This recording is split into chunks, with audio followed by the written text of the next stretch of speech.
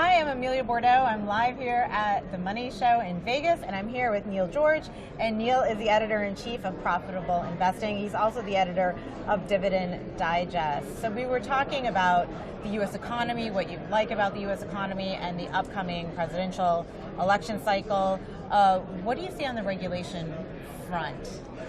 Well, again, Amelia, just as we were saying in the earlier segment, there's been a lot of tailwinds for a variety of industries. Right.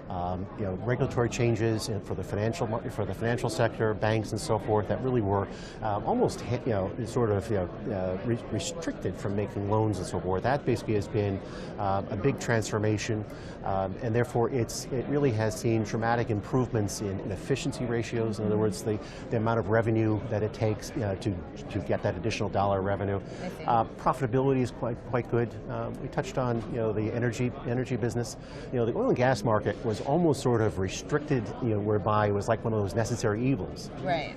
And subsequently, during the last 2 years plus, we have seen the U.S. go, from still a major importer to we're going to become a next net exporter in very short order. Yeah, that's a big change. And we have been the world's largest producer of oil and gas. And again, that brings a tremendous amount of jobs, it brings a tremendous amount of revenue. And one of the other restrictions has been, let's get it not only out of the ground, but let's get it through the pipes.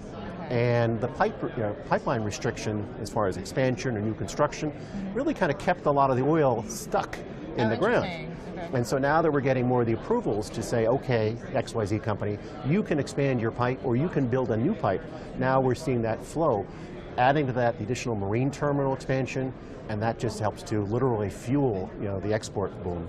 And then we even touched on the natural gas market, which is another part of the equation.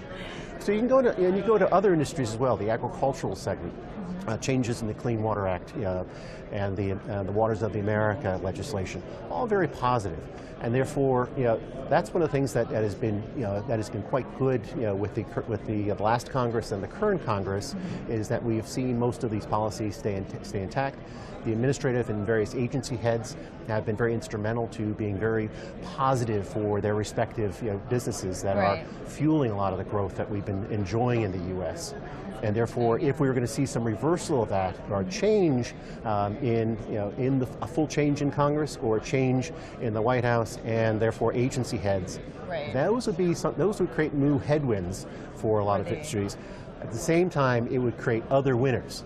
Right. So you would look at some of the other agendas that would kick in. That would come forward. Right. So some of the renewable energy projects. Yeah, the green. And some of the green, that would be an easy one to sort of pick out as sort of some of the winners. So there's always a winner and loser, but right now there is a wide swath of winners in various industries. That's so interesting. Where do you think we are in the economic cycle? Because are we late cycle? Are we starting to continue to slow further, or are we seeing a bit of a pickup actually? Now that the Fed, has stopped hiking rates, now that there's a rate cut priced in, employment is still strong. I think in general terms, I think we're going to see some potential for some further acceleration. Now, the general consensus, if we're looking at about 2 to 2.5% overall GDP growth for 2019. Okay. Our projections are a little bit higher than that. But again, a lot is going to be put into question as we wrap up 19 into 20.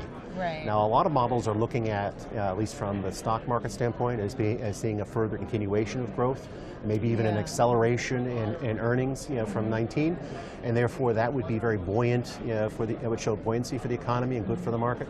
But again, coming back to what we were just talking about the elections, I think you really need to start thinking about what are going to be potential headwinds to slow things down.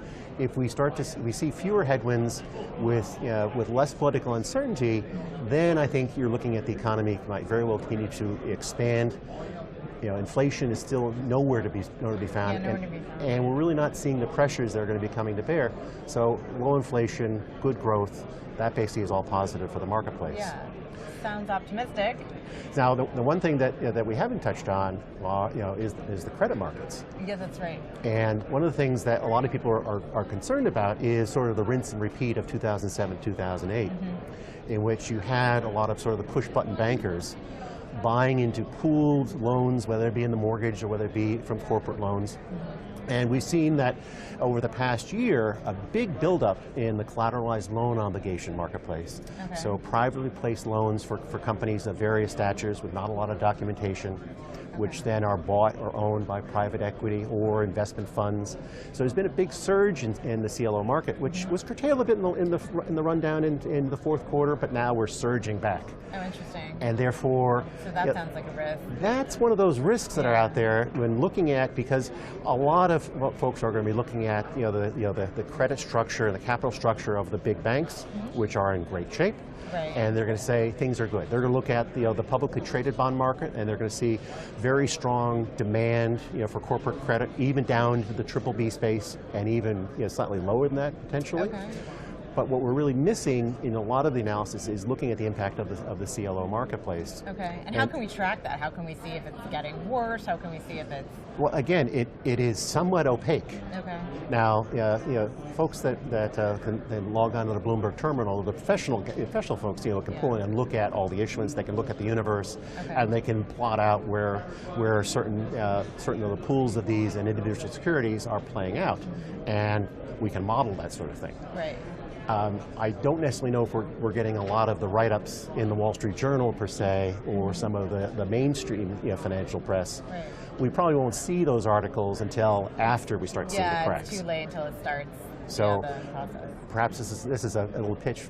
Read Profitable Investing. I know. If you're modeling it, sounds good. Sounds very interesting. Well, it's definitely something to look for, definitely something to stay on top of. Thank you for telling us about the positives of the economy and what to watch out for. Amelia, thanks very much. It's been my pleasure. Thank you for your time.